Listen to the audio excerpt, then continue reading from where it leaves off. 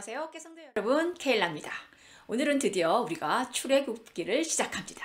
지금까지 우리가 창세기를 끝냈고요. 자, 출애굽을 들어가야 되는데 지난 시간에 제가 잠시 말씀을 드렸던 것처럼 창세기와 출애굽기 사이에는 한 400여 년 시간의 갭이 있습니다. 그래서 우리가 구약을 끝내고 신약으로 바로 들어가지 못하고 그 중간 신구약 중간 400년 공부를 하는 것처럼 우리가 창세기에서 출애굽기로 넘어갈 때도 430년 정도의 갭이 있습니다.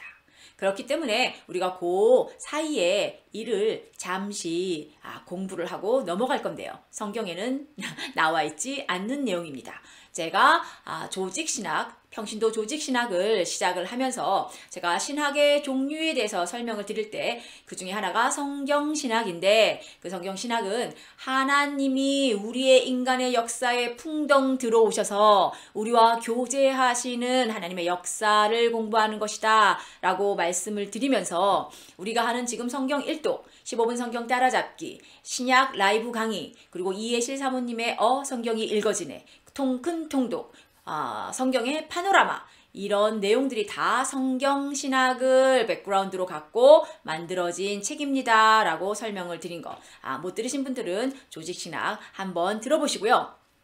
그렇기 때문에 우리는 역사가 되게 중요합니다. 이스라엘 역사뿐만이 아니라 그 주변 국가의 역사도, 세계사도 굉장히 중요한 거예요. 그래서 오늘은 지금 출애굽할 때의 지금 이스라엘 민족의, 이스라엘 백성의 백그라운드가 어느 나라이냐? 이집트죠.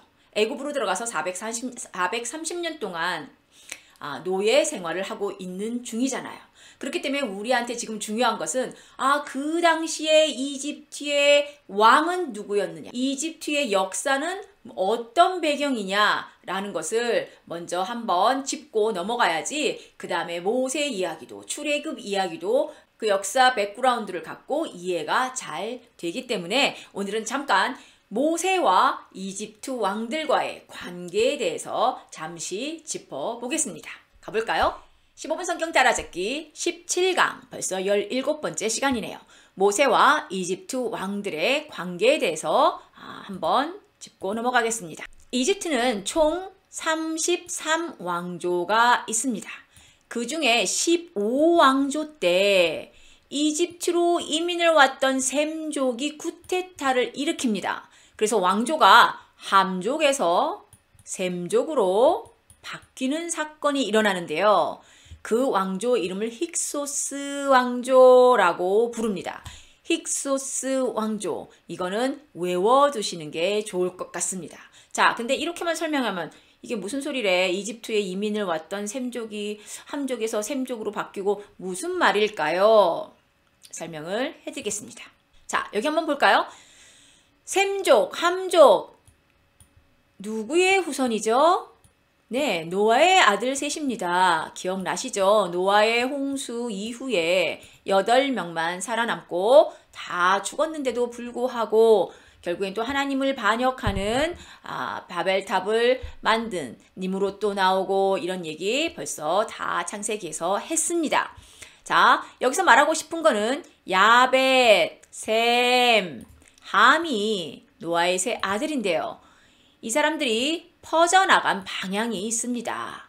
셈족은 이쪽이 어디죠? 아시아 쪽이죠. 자, 야벳은 이쪽이 어딥니까? 유럽입니다. 미국까지 칠 수도 있고요. 함은 볼까요? 이집트를 포함한 아프리카 지역으로 퍼져나갔다고 합니다. 자, 그러면 원래 이집트는 여기잖아요. 이집트가 지금 함의 후손들이 살고 있던 곳인 거예요. 하지만 셈이라고 다 이쪽에만 살고 100%, 함족이라고 그래가지고 다 이쪽에만 모여 살고, 야벳이라고 해도 다 이쪽에만 모여 살지는 않았겠죠. 그 당시에도 이민이라는 게 있었답니다. 그래서 셈족들이 여기에 들어와서 살던 셈족들이 있었던 거예요. 그 사람들이 인구가 많아지면서 쿠데타를 일으켰답니다. 그래서 왕조가 원래는 함족들이 나라를 유지하고 있었는데 15왕조 때 셈족이 쿠데타로 힉소스 왕조라고 왕조가 바뀝니다. 물론 함족의 왕조도 다 망한 건 아니죠. 이 남쪽으로 쫓겨나서 세력을 키우지 못하고 조용히 살고 있었던 시기입니다. 그래서 바로 이때가 요셉이 총리를 했을 시기라고 하는 견해들이 많이 있습니다. 왜냐하면 요셉이 바로 셈족이기 때문이죠. 자, 셈족이 왕조일 때 요셉이 애굽에 왔기 때문에 같은 셈족끼리였기 때문에 총리가 될 수 있었지, 함족이었으면 좀 힘들었을 거다라고 말하는 견해들이 많습니다. 근데 이것을 하나님이 하신 일이 아니라 세계 역사상 흘러가면서 그럴 수밖에 없었구나 라고 이해하시면 안 되시는 게, 이 세계의 역사를 주관하시는 분도 하나님이십니다. 만약에 진짜 이런 학자들의 견해대로 이때 15왕조가 갑자기 셈족이 됐다면 하나님이 요셉을 총리로 앉히기 위해서 셈족이 15왕조가 되게 하셨을 거라는 걸 잊지 않으시면 좋겠습니다. 세계 역사의 주관도 하나님이 하십니다.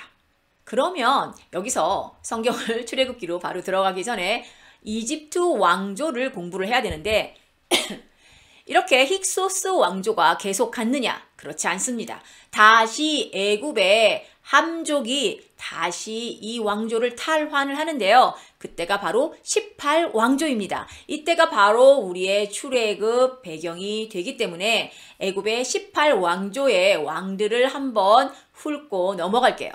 세계사입니다. 애굽의 18왕조. 아니, 이런 것까지 해야 된단 말입니까? 네, 한번 봅시다. 그래야 출애굽기를 읽기에 훨씬 더 이해가 잘 되기 때문이죠. 자, 18왕조의 첫 번째 왕은 아흐모세라는 사람인데요. 이 사람이 바로 셈족을 몰아내고 다시 함족이 왕권을 잡는 일을 한 일대 왕입니다.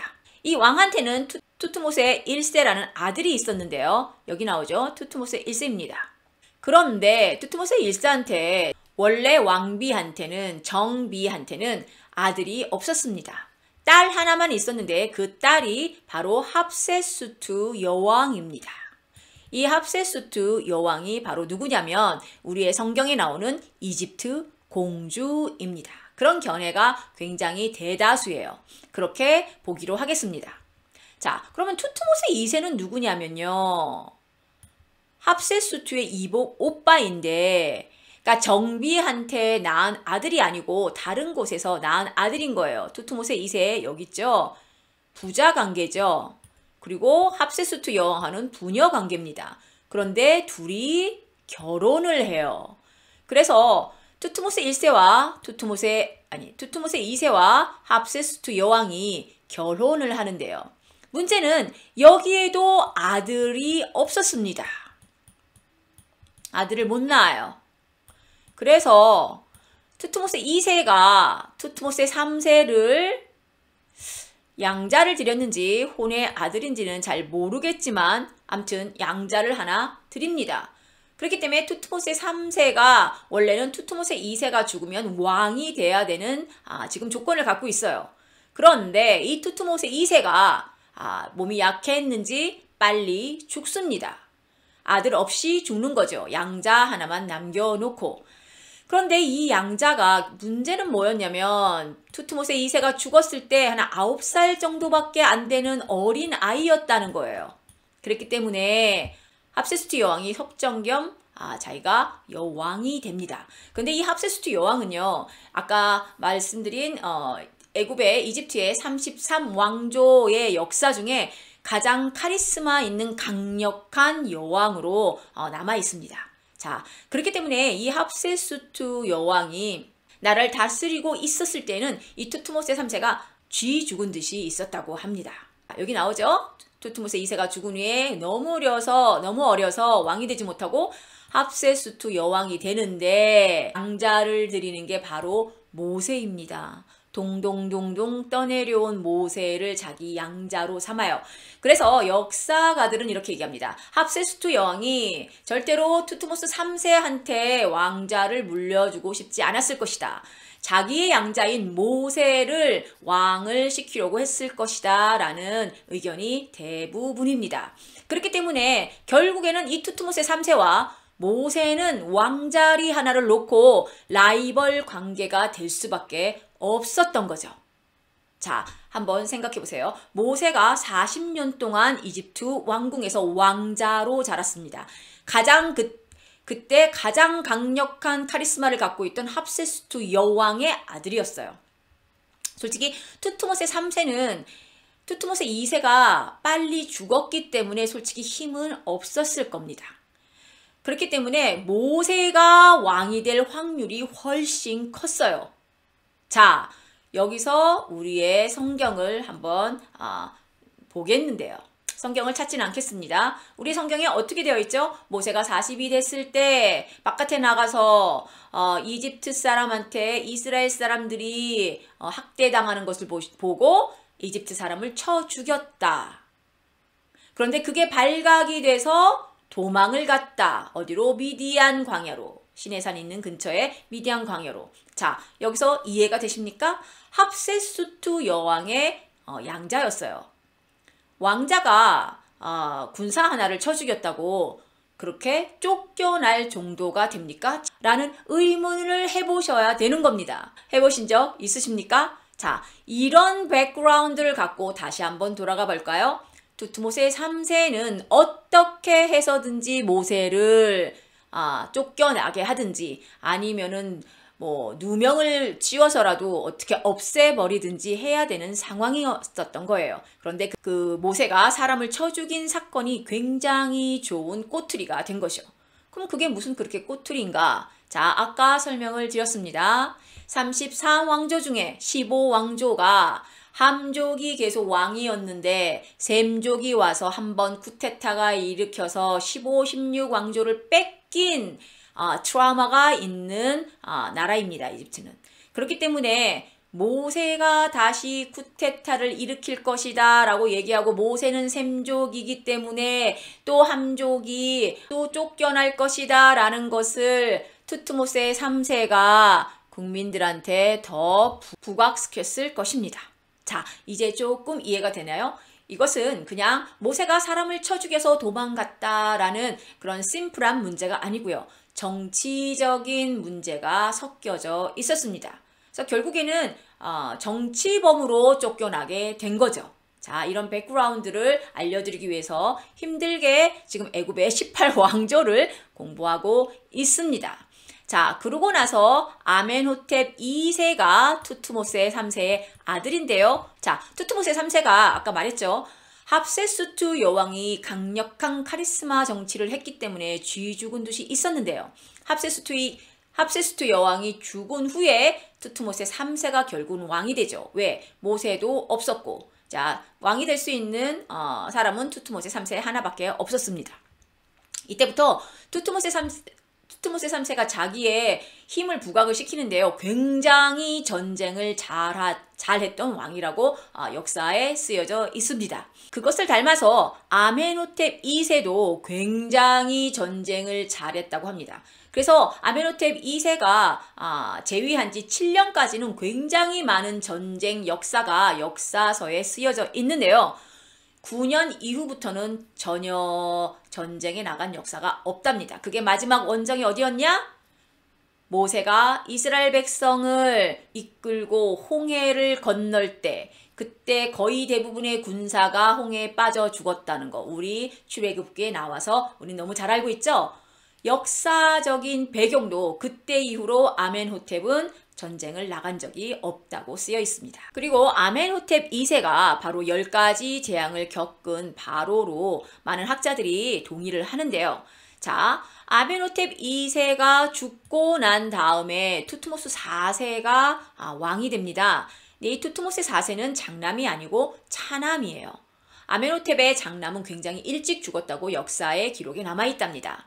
여러분 기억하시죠? 10가지 재앙 중에 마지막 재앙이 첫 번째 장자가 죽는 재앙이었습니다.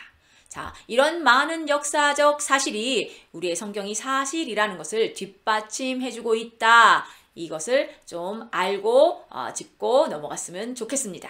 이런 역사적 백그라운드를 갖고 모세가 이집트 왕궁의 왕자로 살았고요. 이런 백그라운드 때문에 정치범으로 시내산, 그러니까 미디안 광야로 쫓겨날 수밖에 없었다라는 생각을 하고 성경을 읽으시면 좋겠습니다. 자, 마지막에 이집트 왕들과 모세의 관계 도표를 말씀을 드릴게요. 자, 이건 아까 했던 거고요. 합세수투가 모세를 합세수투예요. 양자로 삼았다. 투트모세 3세 경쟁 구도다. 모세랑 섭정을 했다. 합세수투가. 기간을 보겠습니다. 모세의 출생을 BC 1527년으로 보는데요. 그때가 투트모스의 1세였다고 합니다.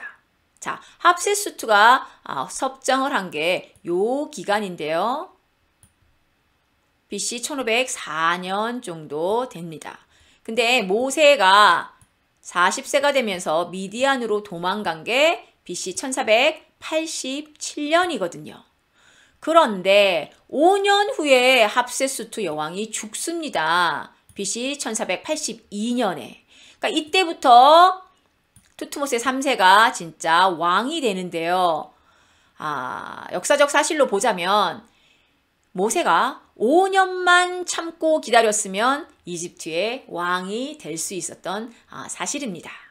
자, 이렇게 보시고 아메노텝 2세는 BC 1450년에서 1446년 사이에 왕을 했고요. 출애굽은 BC 1446년도에 했기 때문에 아마도 아메노텝 2세가 10가지 재앙을 다 몸소 겪은 왕이 아닐까라고 많은 학자들이 동의를 합니다.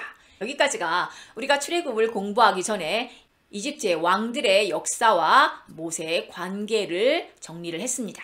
이렇게 정리를 하고 나면 출애굽을 시작할 때 훨씬 더 이랬기 때문에 이런 일이 있었구나 라고 우리가 훨씬 쉽게 이해할 수 있기 때문에 오늘 잠깐 세계사 공부를 했습니다.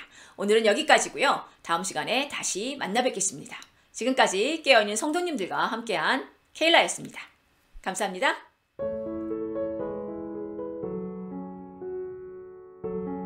저희 채널은 기독교인이라면 꼭 읽어야 할 성경을 쉽게 읽을 수 있도록 도와드리는 채널입니다. 그리고 우리의 신앙을 마지막 때까지 굳건하게 홀드하고 킵할 수 있도록 같이 동역하는 채널입니다. 주위에 혹시 성경 읽기를 어려워하시는 분들에게 저희 채널을 소개해 주세요. 감사합니다.